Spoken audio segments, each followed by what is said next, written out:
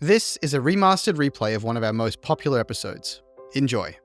If you're working for a startup and you do not have equity, switch startups. A big part of the point of working for a startup is participating in the upside of that startup. Otherwise, you're really just an employee. They're not really understanding the startup game and playing it well. And it probably is a signal of a lot of other things that they're really not thinking through properly. You're listening to the Startup Podcast.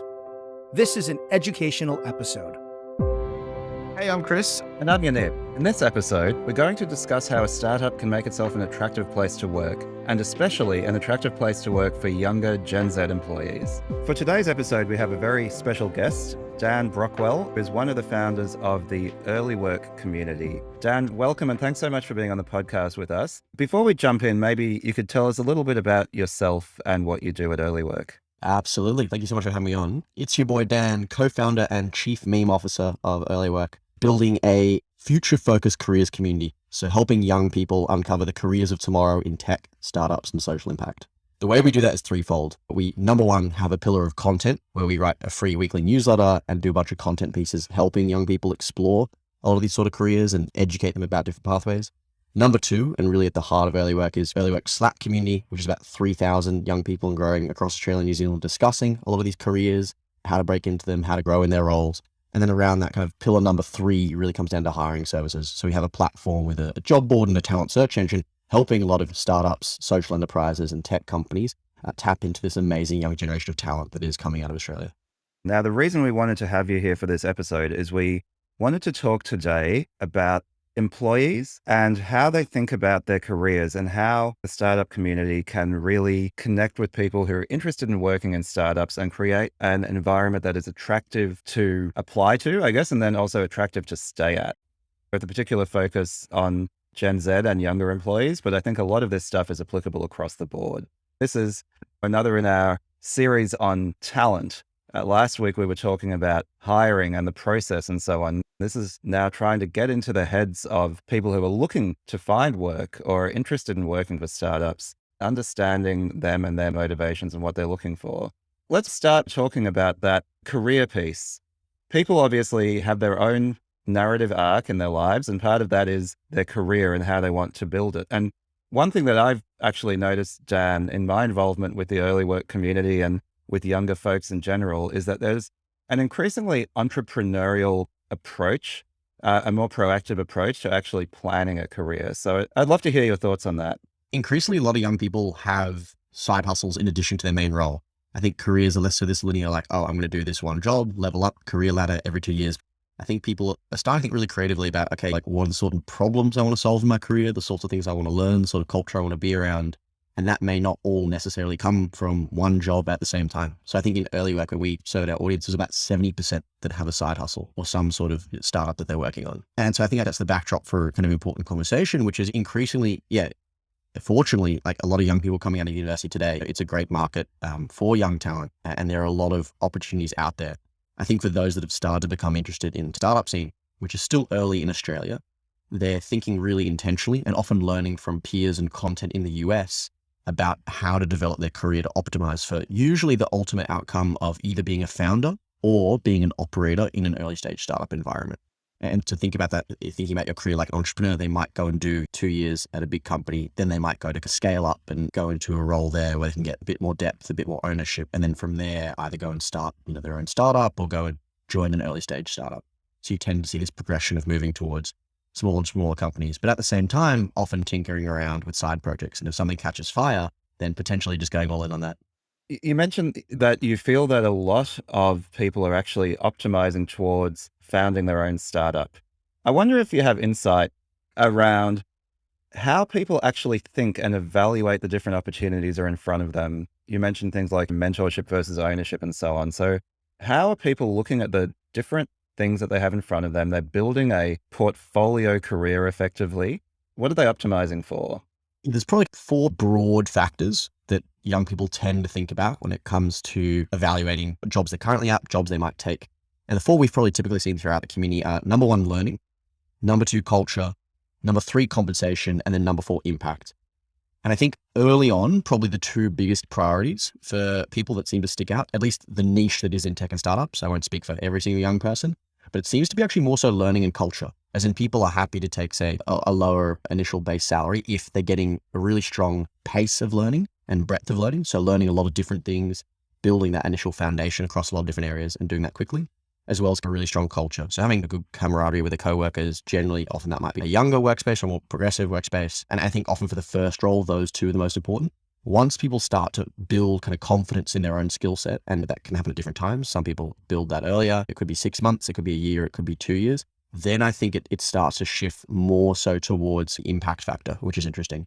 As in, once people feel like they've built a foundation, increasingly people are thinking, it's not about, oh, what's the most prestigious job I can get, but what's the biggest problem I can solve? What's the biggest impact I can make? And so for me, when I was thinking about choosing roles, my 3 factors were actually pretty similar to that. Am I learning the things I want to learn? Am I learning them quickly? Am I making a big dent in the role that I do? And in particular, a big dent on the company that I'm working at, which is an advantage startups have. And then the final one is just around, culture and camaraderie, like working with people that I love. I think probably the big call there is that, salary was probably the original high score for careers. But I think with a lot of pressing social issues around income inequality, climate change, diversity, equity, and inclusion, young people increasingly are seeing their career as one of, several channels where they can build a sense of fulfillment and meaning. And incidentally, what's fascinating is that 71% of Gen Z workers would refuse to work for a company they felt was not doing enough to deal with climate change. And that's a significant increase statistically from earlier generations. So the actual impact of the work they're doing is becoming a lot more important. This is so interesting. How new is this phenomena, would you say? It's a really good question. And you guys might actually be a better place to answer this one than me. I think when I was going into university first year, I think very much you go in day one and the default career almost is probably something in the big 4 banks or the big 4 professional services. You go on campus, there are all these kind of the big companies giving you free gelato or something at the O-Week careers fair. And the social ecosystem of campus at the time was probably still very much around the traditional careers in consulting, banking, corporate law, professional services. It's probably only at the time my first role was a startup, but it just fell into a very ad hoc way. But I think now increasingly, like a lot of, maybe it's in the past 1 to 2 years, a lot of young people are starting to, shift towards tech, even if they're not necessarily a software engineer. So it's only probably kind of the past couple of years where we've really started to see that take off. I think even now it's still early. It's like more the early majority stage. Like when I was graduating and I went to take a job at Atlassian, I met a commerce student at UNSW who didn't know what Atlassian was. And I think at the time it was probably, the second biggest company in Australian history. So there's a visibility issue that still exists on Australian campuses around tech and startup roles. I think the big ones, Atlassian and Canva, they're now starting to build a stronger campus presence and you'll start to see them around more regularly. But I think fundamentally where a problem still exists is that startups don't have the employer brand to be able to reach talent early. And so when young talent thinks about the foundation of their career, unless like a super proactive or they're being tapped into the ecosystem in one of several ways, for many, the default is still what do they see on campus? What do they see their friends doing? I do think that the usage of kind of LinkedIn and now increasingly Twitter does provide a way to cut through what your immediate friends are talking about. And so a lot of the folks that have seen break into startups have actually learnt about that world, not from their campus, not from their friends, but from the broader online ecosystem, which is super interesting. The reason it's so interesting to me about the timing of this is because the list of priorities you rattled off and the career progression you just mentioned was very reminiscent of Silicon Valley to me. Historically, my sense of the non-Silicon Valley world it's been very much about optimizing money and big companies. And in Silicon Valley, it was decidedly different than that for the 10, 15 years that I was there, where people were absolutely optimizing for how fast can I learn, what new things can I grow into, what impact am I making. It's interesting, like tech, like other cultural things, like services, Australia tends to be 10, 15 years behind the curve. So it's so interesting that's now making it over here. There are times when I walk into a certain startup now, even in Brisbane, Australia, and it feels like I've stepped into San Francisco. I was in a WeWork in Sydney, and it smelled like San Francisco. It was really bizarre. That's just bad coffee, Chris. I guess that's what it is. But yeah, this thing of exporting values, priorities, ways of working, with San Francisco and Silicon Valley being the epicenter in my mind and it spreading outward. It's so interesting that Gen Z in Australia now is prioritizing the same thing that senior executives in Silicon Valley are prioritizing. Yeah, I have a few thoughts on that actually. So first of all, younger generations are always the most idealistic. So it's not a function of any given generation. It's nearly a function of stage of life.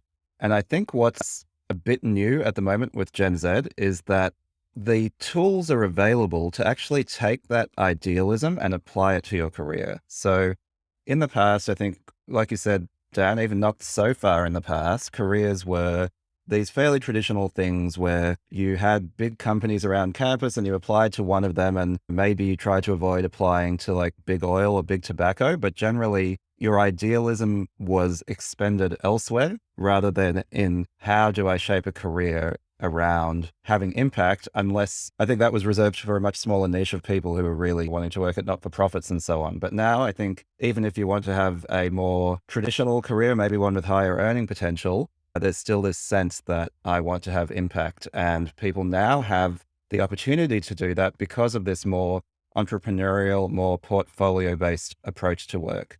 So I think that's one thing. I then think that if you look at older folks, so this is not just a Gen Z phenomenon. I'm an elder millennial. I see a lot of people of my generation, people who have been in their careers for a while, made a decent amount of money in tech over the last couple of decades, and are now really looking to do something that has impact. It's a very common theme. I think climate change is part of it. It starts to feel like an existential threat that government's not helping with. That's a big one. But I also think there's this sort of Maslow's hierarchy of needs, right? Where people start with the food and shelter and the money sort of stuff. And then once you get past that, you want to start having more meaning added to your work. And one thing that's interesting is we're recording right now when markets are in a bit of a panic and there's a lot of talk of recession and pullbacks. It will be interesting to see how a more difficult labor market might impact that across all generations. But I definitely see at the moment this sort of across generations, this flight towards impact and meaning and work, which is really positive. Absolutely. Yeah, would very much agree with the trend. And I think it's interesting. You talked about Maslow's hierarchy of needs there. I think there's 2 points I'd make that almost increase the velocity with which younger people are starting to move up that scale. Number one is, if you look online now, the world's best content, the world's best education you can find online. And if zooming out, that's only a very recent thing. Like you can find Harvard quality courses online for free in, AI or in blockchain or in whatever topic you want. So the content is out there, and that's no longer a barrier people have to go through by going to, say, a traditional university course or by learning it from an employer. Young people now can, if they want to learn something and they have the ambition, they can go and learn it. And so that it accelerates that progress towards being able to make an impact insofar as having the skills to do so. I think point number two there is there's also much stronger infrastructure for people who, do have that sort of ambition to be able to put that idealism of young generations, as you call it, into something very tangible and real. And so by that, no-code tools, things like community tools, Discord and Slack. There's lots of amazing tools that mean people don't have to build things from the ground up in order to be able to test. I think like for Earlywork, we used Google Sites, we used Pori, we used Airtable, we used Notion. Slack obviously is still the kind of the heart of our community. There's all these tools where we didn't need to be developers in order to build something that could scale and could reach a lot of people. And I think that's broadening the demographic of who even has the right to play in entrepreneurship, so to speak. It's interesting. If we want to zoom out further to the macro trend, I've been writing about this concept of the great unbundling. It talks about the fact that technology and tools and new cultural trends are allowing the constituent parts of an institution to break apart and become more granular. And so we're talking here about careers being more entrepreneurial, people doing work outside of the large institution of a big company. And we're talking also about education being broken out from schools and available as this kind of granular courseware on the internet. Music is being sold outside of the old institution of a record or an album. Marriages are occurring later and maybe breaking up more easily. There's all of these institutions that are breaking down into their constituent parts, being unbundled. And I think this is really interesting, this migration to entrepreneurship and freelance and side hustles is, I think, part of that very big meta trend over decades and decades. I think that's really well put, and a good way to sort of bundle up what we've just been discussing. Now I wanted to shift gear a little bit and talk about if you are a founder or someone working at a startup and you're trying to make your startup an attractive place to work for everybody, of course, and especially for younger Gen Z folks who have some of the mindset that we've just been discussing. What are some of the things that we need to do? And I'd actually start with the most traditional piece, which is job risk versus career risk. One thing that has always been a concern around joining startups, perhaps decreasingly so, but still very much there, is this idea that it's risky, right? That What if it's not around in a couple of years? Should I really take this risk of joining a startup? I think this one is probably like one of the biggest misconceptions that stops more young people from joining startups. I think when a lot of young people look at startups, they go, oh, it's a little bit risky. And if I'm starting off my career, I just want something like safe that builds a good foundation where I can kind of learn, be in that structured environment. I think there's a couple mistakes there that tend to be made. Number one, I think people confuse the risk of a startup going under with kind of negative impact for their career. You join a startup and it's like, hey, maybe there's a chance if it's very early stage that it goes under, but you might have worked in such a fast-paced environment, really high ownership, that you actually learn a shit ton. So at a raw level, really the question people should be thinking about is, where did I learn more? I've worked at two companies that have gone under, three even, if you count one I tried to start. And like those three were arguably some of the most useful roles and experiences I had in kind of the broad macro lens of my career.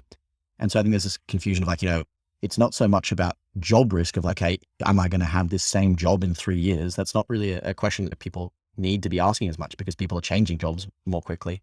I think the real question to be considering is like, what's the career risk? As in, if I go take this role, is this going to impact my learning progression, my trajectory, and my ability to work on the problems I want to work about in the role that I want to be in 3, 5, 10 years down the line? And so that's lens number one that I think startups as collectively, brand-wise, need to kind of work to overcome. I think number two there in particular is also startup. This term kind of gets thrown around super, super broad category. And I think on campus, a lot of people wouldn't even know what the term scale up means. I have a friend who was in big tech and then he went and joined Canva and he said, oh, Dan, I'm going to go join a startup.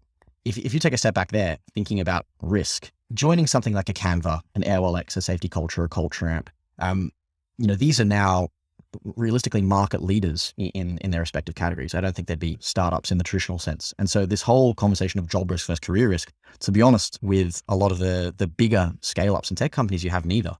And I think, even going a little bit earlier, maybe to growth stage, if a startup has, X years of runway, if they've just received funding from one of the top VCs in Australia, that's usually a good signal in terms of founder quality, market opportunity. And if they've just raised funding, they've got a couple years runway.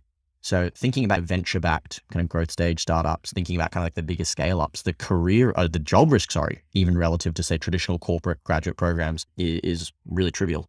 And I think that's a lens that those bigger kind of startups and scale-ups really need to do a stronger job in. Because if they can convince a lot of people who might be looking at more traditional careers that, hey, actually, we've built a lot of traction, it's a pretty strong, safe career, maybe even ditching the startup terminology where necessary, there's actually a chance to capture talent who otherwise might just hop into a traditional program.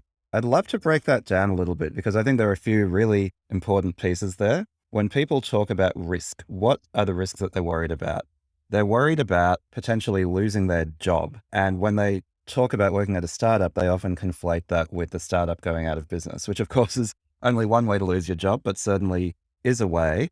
I think the things that people are worried about is they put in all the work and they have nothing to show for it. And perhaps they might become unemployed, sort of the obvious one. They might have trouble securing a new job.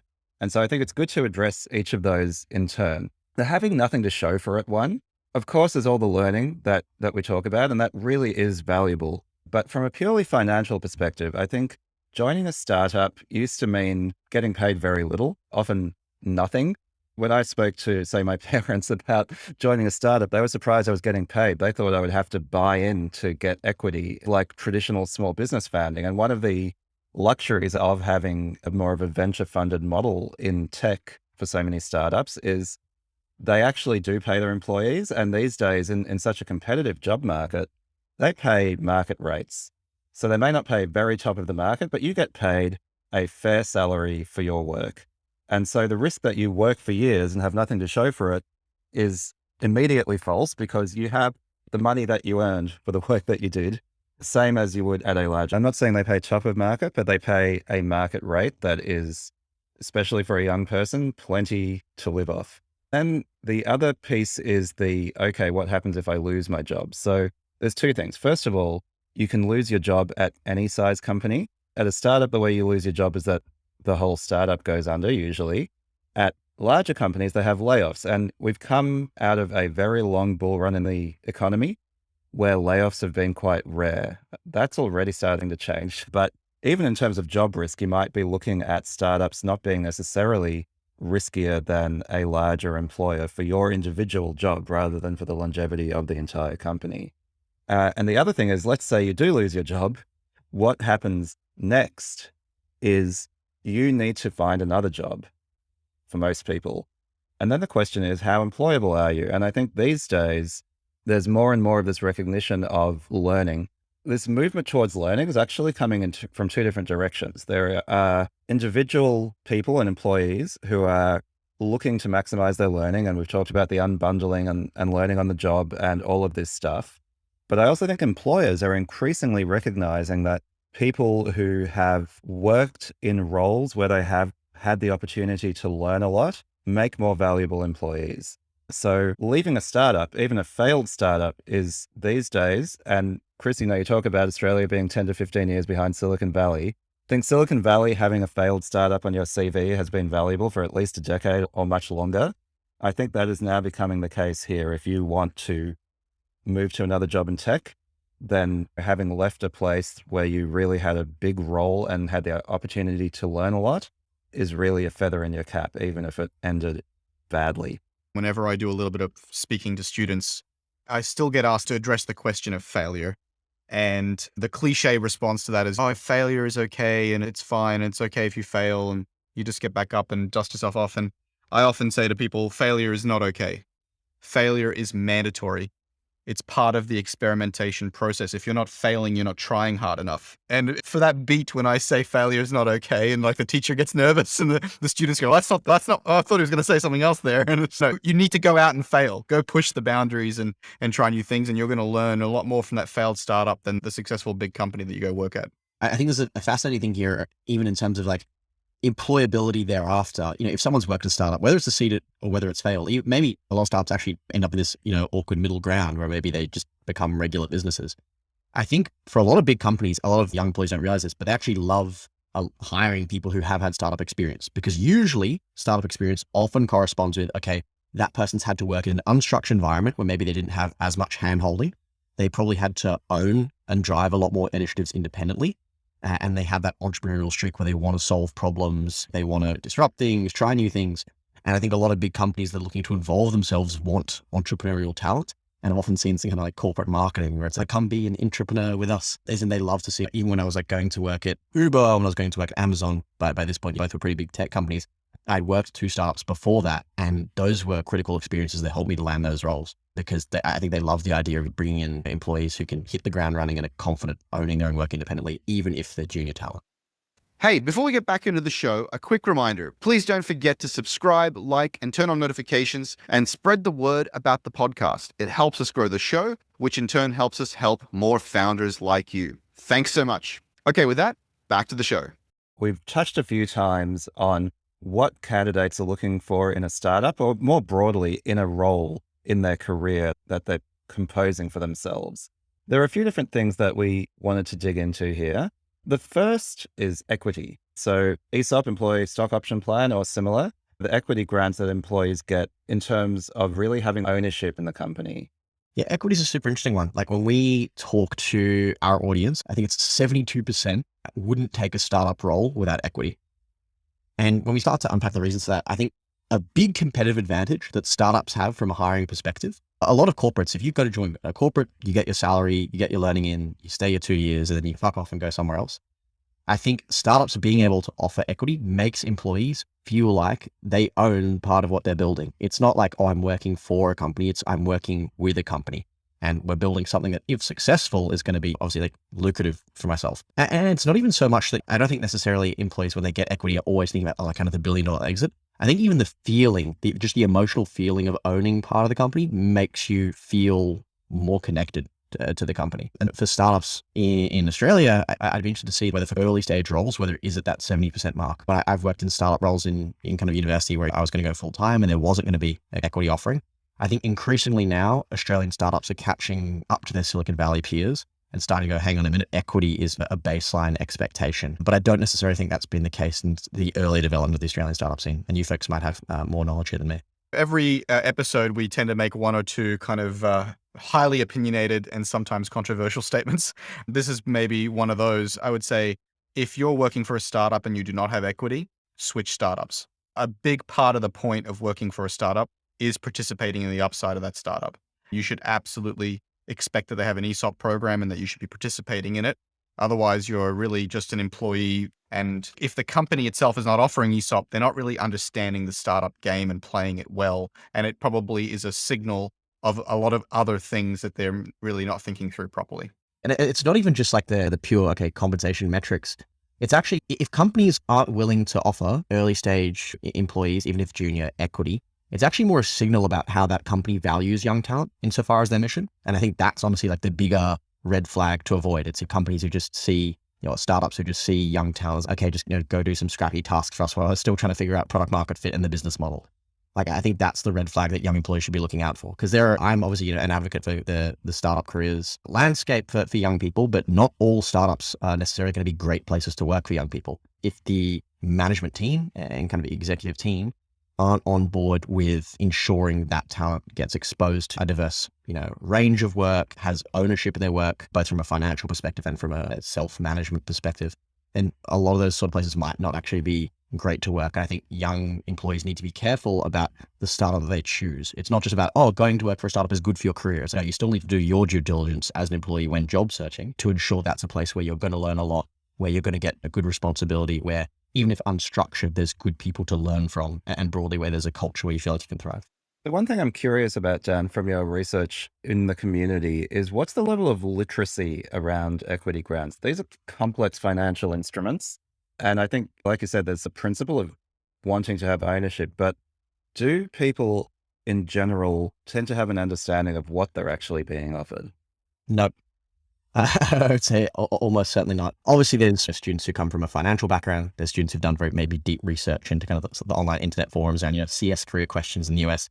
But by and large, I would say the majority of young people who are going to tech startups have little to no idea about the mechanics of these equity arrangements. And I speak for myself there. When I was going to work at Atlassian as a grad, I knew that we got ESOP and I was like, options, RSUs. I didn't even know the difference. I just knew that, okay, I was getting something that was going to be some amount of money. That's pretty cool. If the company value goes up, that's good for me. Yay. But I do think for startup employees, there are actually non-trivial considerations there around the vesting period, the cliff, because most employees these days aren't staying at a company for 4 years in their first role. And so if you're going to a role that does have equity, you need to take into consideration, hang on a minute, how much of the equity are you actually going to get and how much is more just a nice aesthetic thing that, pops up when you sign the job offer and never actually transpires. My opinion on this is, yes, the rate of literacy or numeracy about these offers is shockingly low. And so there is this disconnect that creates perverse incentives for employers not to offer the best possible, most competitive equity packages, because for a lot of potential employees, it is a bit binary. It's you offer equity or you don't offer equity. I guess my hobby horse is really, as somebody who wants to work in the industry and get equity, it's so important for potential employers to educate themselves about a lot of things. Cliffs, sure, but also the actual value of the equity. I think companies often present the value of equity in really misleading ways when they say, you get 10,000 shares or like $10,000 worth of options, which is actually, they're both fairly meaningless statements. And then another big one is expiry of options, which can be something that really bites people when they leave a company. To your point, Dan, most people will leave an early stage startup before it achieves an exit. So you want to make sure that you still get rewarded for that time there. So just a really important note for anyone listening who is interested in receiving equity, that understanding the nuts and bolts is actually a really big part of making sure that you're able to compare offers in a like-for-like way. So my brother recently got an offer letter that included ESOP via a tool called pave.com, Pave.com. And it actually breaks down the ESOP program and helps you model out what the upside might be. There's a slider there where you talk about what you think the multiple might be and what the exit might look like. And it helps you understand what your position might be with that ESOP. It's actually pretty incredible. So it designs it as an infographic and helps to break down that literacy barrier. That's super, super cool. Yeah, I think there's a couple things that are fascinating. Dilution is not something that's intuitive when you're accepting an offer. Then there's a question of, okay, what could this company be valued at down the line? And I don't think young people necessarily have the financial due diligence skills of VCs. Like, they hope that the company becomes like a big company, understanding like, could this be a $100 million company, $1 billion company, $10 billion company? like doing that sort of evaluation is not easy to do on one's own. And that's why I think for a lot of young people, the safer option is just to go with startups that already have backing from one of the major VCs. Just being vetted that, hey, there is that market opportunity that like your share of equity could grow theoretically to something big. But I think that the final point there that I talk about when it comes to equity, which employees need to be mindful of despite obviously the value of equity, is liquidity. It's like, and if you touched on this earlier, if you have equity in a company, you're working at that company, maybe you leave, maybe you're staying there for a while, the ability to actually go and turn that into cold hard cash is non-trivial. Usually a company needs some sort of exit, whether that's an acquisition, an IPO.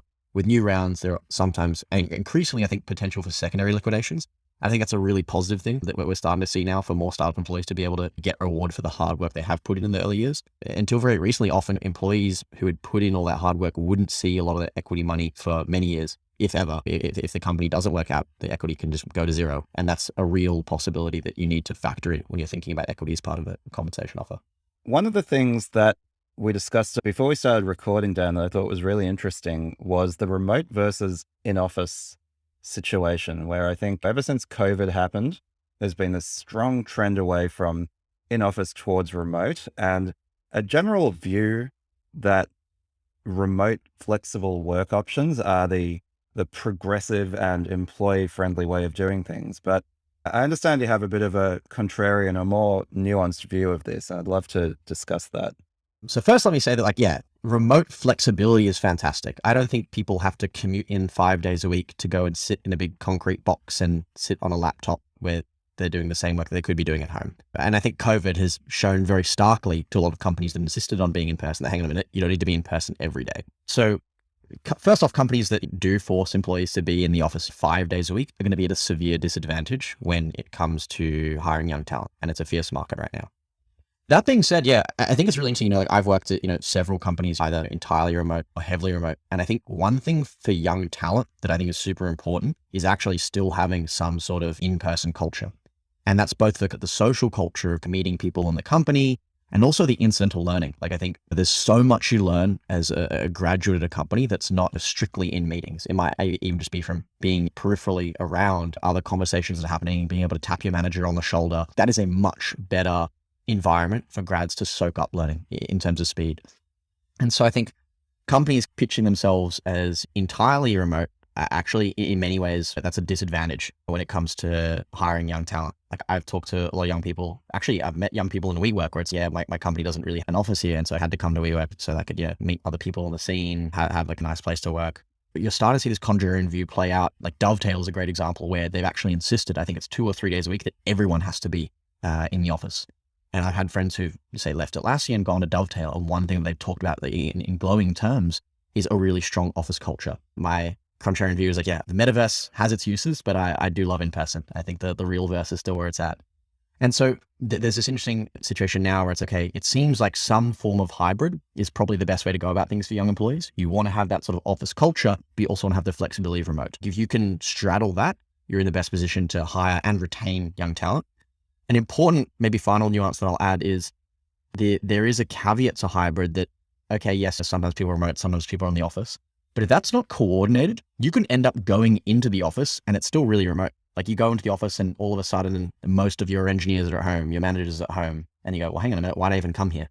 And so if you don't have kind of that dedicated office culture, whether it's mandatory office days or ensuring like certain team meetings or workshops in the office, then actually you get caught in this awkward situation where oftentimes hybrid can be as frustrating as pure remote.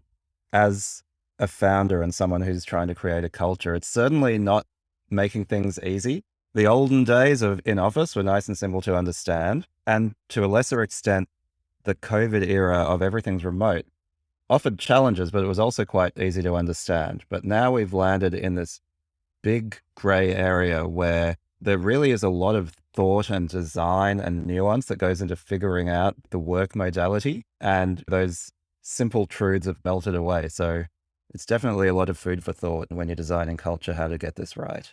It's not an easy one. I think we're still seeing it play out. I think, again, coming back to my earlier point, like having like dedicated office days where most teams are going to be in the office. And I've seen this play out in a few scenarios. I've seen it done team by team. So rather than forcing the whole company to come in a certain day, actually teams themselves deciding, okay, our team's going to come in on this day. So at least when you come into the office, you have that assurance and guarantee that, okay, I've made this commute. I'm going to be around the people on my team, the people I actually need to work with most. That can work quite well. I've seen companies offer incentives on certain days. So it's like you do, say like free meals on a certain day or free breakfast on a certain day, or there's a party happening in the office. And so in a soft sense, you're not enforcing, but you're encouraging employees to come on particular days. And I think the final one, and what we've actually done at Earlywork, I've just brought on 2 young employees, both final year university students. And so I'm very early in this journey as an employee manager myself. But what we've said is, Monday and Thursday, everyone is in the office. That's 2 days a week. Other 3 days, it's up to you. So we have this baseline of 2 days a week. We get that physical touch point, which I think is just amazing for kind of ad hoc collaboration, quick collaboration. But we also recognize that it's good for people to have flexibility. And I think even there, even on the days we do have in person, let's say someone has a commitment that's later in the morning, earlier in the afternoon, being mindful that people might need to hop out at different times. Like in person doesn't have to mean in person 9 to 5. So having that flexibility around hours is also a big advantage for employers. So then the final thing I wanted to talk about in terms of making your startup or company attractive is you've mentioned side hustles a few times, and Chris talked about the unbundling, that people don't just want to have a single threaded career. So talk to me about how young people are thinking about side hustles, how to fit that into their career, and how employers can support that while making sure that they still have a dedicated team of missionaries who are really committed to making the business succeed. Yeah, I think, more and more often people want to be like tinkering on things on the side. And importantly, a side hustle doesn't necessarily mean, oh, I'm building a startup. For some people, that might be a food blog. For some people, that might be like a makeup YouTube video series. But I think because the tools to create businesses, to create content are just becoming easier and easier, for a lot of young people, having some sort of side hustle is now like one of the main hobbies, if you will. And it's not always about monetizing and going full time. The side hustle could be a podcast about startups, right, Yaniv? I would never do such a thing. So thinking back to an employer perspective, I think employers that don't value, don't recognize, and don't give permission around side hustles are going to be at a severe disadvantage. I think back to one really notable example that's actually popped up in the past few months. I've got a friend who's working in a junior level role at one of the major banks in Australia, who's working on a side hustle in the mentoring space, looking at doing a startup there. And his company said, oh, you're actually not allowed to do that because we have company mentoring programs. Like such a loose, tenuous thread. And that for him now has actually made him go, maybe I should be thinking about startup careers. If my employer's not even going to let me do this, that's stifling. It's bizarre to me because oftentimes the employees who have side hustles are the best employees. It's like they have the drive to proactively go and create things, find a novel problem to solve, often experience the kind of content or marketing or learning quickly. And so there's actually a lot of really powerful learnings that employees get from side hustles. So if you build a culture where you encourage employees doing side hustles, oftentimes you actually get more entrepreneurial employees who are going to be able to make more valuable contributions to your business. Thinking back to, okay, how can employers be really clear about that? I think number one is for junior employees coming in, being explicit and saying, hey, that's totally fine. I think a lot of people are in a gray area. When I was working in big tech, I'd have fellow employees coming to me about my side hustle being like, hey, am I allowed to do that? I'm not sure. Is it a conflict of interest? There's this murkiness as to whether it's appropriate or acceptable. And so companies would do well to be crystal clear about what they're cool with, encouraging the sort of culture. In particular as well, thinking about the side hustle appetite. I think oftentimes that's just an appetite to work on something new, something small, something scrappy, something where someone can have a lot of ownership. And I think something that several big tech companies have done quite well is actually giving internal opportunities to do that. Think about at Atlassian having ship its internal hackathons, where people can go and if they've had an idea that's vaguely related to the Atlassian space, giving them dedicated time at work where they can go and work on this sort of side project within the company ecosystem. I think where that gets really interesting in terms of retaining entrepreneurial talent for the long term is having internal accelerator programs or internal funding. So Atlassian has something called Point A when I was there, where employees would pitch to actually get funded and go get a team together to try and build out a new Atlassian product or a new Atlassian service. And for someone who's maybe thinking, should I stay at big tech? Should I go join a startup, start my own startup? Having some sort of internal fund for projects that are related to the company, or at least giving people time to work on those sort of projects, is a huge tool to really retain oftentimes your best and most entrepreneurial talent. So the final thing we just wanted to touch on, Dan, how young candidates especially are looking for jobs. And again, I feel this is not exclusively a generational thing. It's a broader shift in how people are looking for jobs and also presenting themselves to jobs. Obviously, we talked about factors in terms of learning, impact, compensation, culture. There's obviously all those pillars there. I think the mechanisms by which young people are looking for jobs are starting to change. I think what's fascinating, when we spoke to our audience, we surveyed them. The majority of them landed their last role without a job application. And so what you're starting to see is, especially with the internet, with online communities, with social media, like the rise of like communal job search or kind of like internet oriented job search that isn't just about a job application. I think back to every single startup role I had in university, not a single one had a job listing for an intern. All three of them ultimately surfaced from cold LinkedIn DMs or cold emails. And I think that sort of trend is starting to become more and more common. I know in the early work community, like we've got a jobs board, we've got a talent search engine, but actually a lot of people even just find jobs through our Slack. As in they see someone talking in there and they're like, hey, your startup seems really cool. Here's the sort of stuff I'm working on and kind of my sort of skills. And I've met several young people where they've actually taken a grad job instead of going to a traditional graduate program because they found a startup inside a Slack channel. That's a very different mechanism of job search compared to your kind of traditional careers fairs, maybe handing in a piece of paper and hoping for the best. At Circular, actually, we made a hire relatively recently through Earlywork. And yes, it wasn't the jobs board, it was through the Slack community. So 100%. And I think it speaks to, once again, that more entrepreneurial approach to careers and more proactive, right? Where it used to be about waiting for the job to be advertised and then applying, writing a cover letter, and it's all quite formal and transactional. And now it's moving more to this kind of network-based thing where it's about getting yourself known, building a personal brand, hanging out at the right places, getting, in a sense, deal flow. Just to speak about how entrepreneurial it is, I can see a lot of parallels between how VCs do their thing and now how individual people are managing their careers. And it's really about making sure you're in the right place to hear about the types of opportunities that you want, which I think is fascinating and exciting. 100%. And it ties back actually quite nicely to an earlier thread we had, which is like young people increasingly doing side hustles. To your point, Yaniv, around people getting noticed, people building a personal brand, I've actually seen like a lot of people like posting on LinkedIn, posting on Twitter, having their own newsletters. And that's oftentimes a way for them to actually find a job. I've talked to people explicitly who said, oh yeah, like I'm creating content to stand out as like a job candidate, which is, if you said that like 10, 20 years ago, would be a very strange paradigm. But now someone tells that to me, I'm like, actually, yeah, that makes sense. If you think about the tech scene in Australia, LinkedIn and Twitter, I've seen a lot of people now get jobs through Twitter, which is something that like I wouldn't have even thought of 5 years ago. And so the content creation angle and personal brand building, kind of like a VC, it's not necessarily about waiting for a job listing. It's almost making the job listing. It's like your resume is the content that you put out online. People see that content and then they contact you about an opportunity. You're applying once to the broader ecosystem in a sense. Before we wrap up, let's give the audience some information about how to contact you and contact your company. For our website, earlywork.co, you'll find the community on there, find the jobs boards. We're very active on LinkedIn and Twitter as well. Just type in Earlywork and it shouldn't be too hard to find us. Myself, you can find at Dan Brockwell on LinkedIn, Dan Brockwell on Twitter, danielbrockwell.com, personal website, if you want to see my random ramblings about life, the universe, and everything. You're a good follow on Twitter, so I'd highly recommend, if you want some excellent memeing, to follow Dan. I'd say I'm probably more quantity than quality, but appreciate the compliment.